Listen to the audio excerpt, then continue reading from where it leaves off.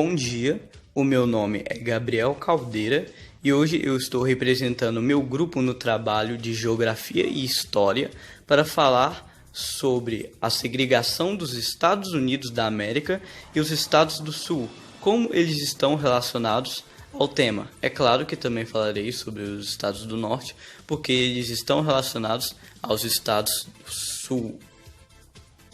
Mas, primeiro de tudo, é necessário saber o significado de segregação racial, que no contexto da idade contemporânea pode ser definida como um tipo de política de Estado que tem por objetivo separar indivíduos ou grupos de indivíduos de uma mesma sociedade por meio de critérios raciais ou étnicos.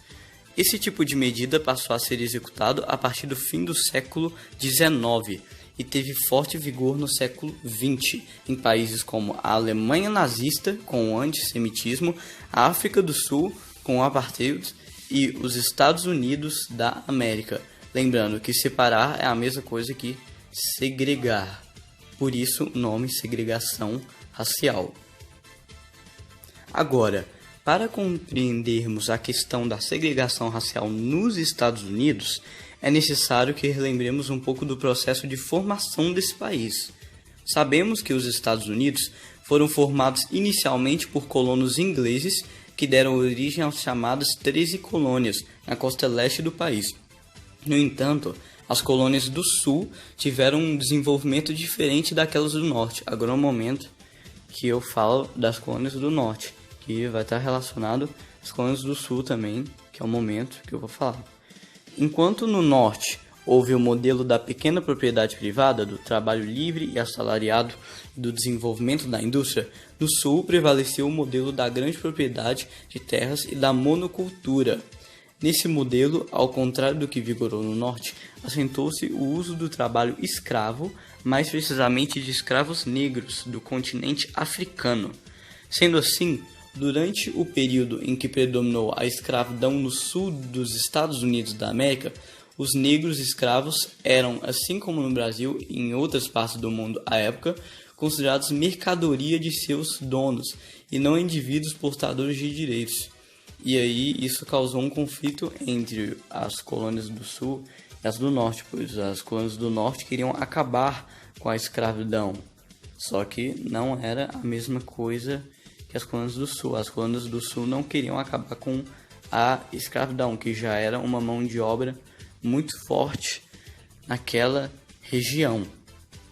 E não era por questões humanitárias que o norte ele queria abolir a escravatura, mas sim para que tenha mais consumidores, já que o norte ele já estava mais acostumado com um modelo mais industrial, essas coisas. Ele queria mais consumidores no mercado, já que os escravos eles não conseguiam comprar nada, diferente dos sulistas que queriam a escravidão.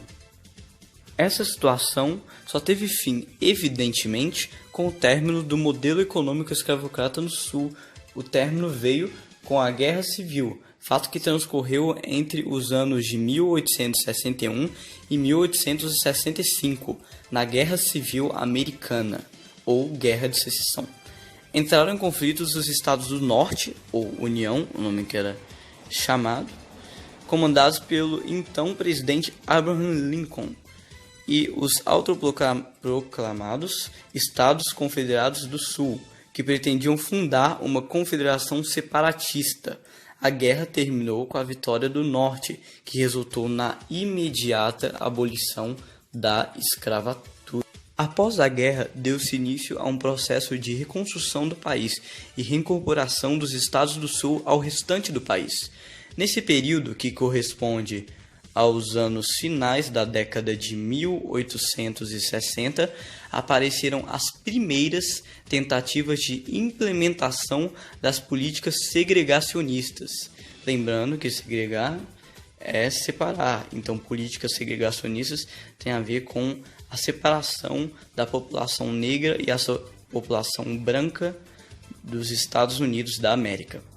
A muitos cidadãos brancos sulistas era inaceitável que os negros recém-libertos tivessem os mesmos direitos e ocupassem os mesmos espaços que eles. No mesmo ano em que terminou a guerra, 1865, por exemplo, foi formada a seita Ku Klux Klan por um ex-combatente das tropas sulistas, chamado de Nathan Bedford Forrest. A polícia da União sufocou os primeiros focos de ação violenta da clã contra os negros. Todavia, no início do século XX, a seita voltaria com muita força e milhares de adeptos. Sobre o processo de implantação das leis segregacionistas nos Estados Unidos da América, o historiador brasileiro Leandro Carnal diz o seguinte: leis de segregação racial haviam feito breve aparição durante a Reconstrução, mas desapareceram até 1868.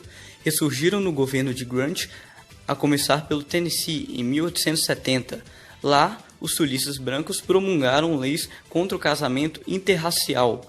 5 anos mais tarde, o Tennessee adotou a primeira lei Jim Crow, e o resto do Sul o seguiu rapidamente. O termo Jim Crow, nascido de uma música popular, referia-se a toda lei, fora dezenas, que seguisse o princípio separados, mas iguais, estabelecendo afastamento entre negros e brancos nos trens, estações, ferrovias, cais, hotéis, barbearias, restaurantes, teatros, entre outros.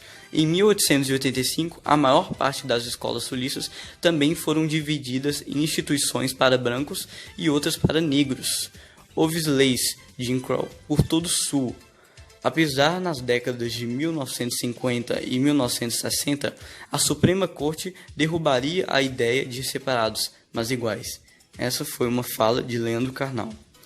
Os entraves sociais provocados pelas leis de segregação racial nos Estados Unidos da América e o virulento racismo delas decorrentes só começariam de fato a ser ao menos parcialmente resolvidos com os movimentos de luta pelos direitos civis dos negros. Um dos líderes desse movimento se tornou símbolo dessa luta, Martin Luther King Jr. Mesmo com todas essas tentativas de leis a favor do direito dos negros, atualmente, não só nos Estados Unidos da América, mas também no mundo inteiro, existe grande foco na segregação espacial, tanto para negros, para índios, para qualquer outro tipo de pessoa que seja considerada diferente para a sociedade.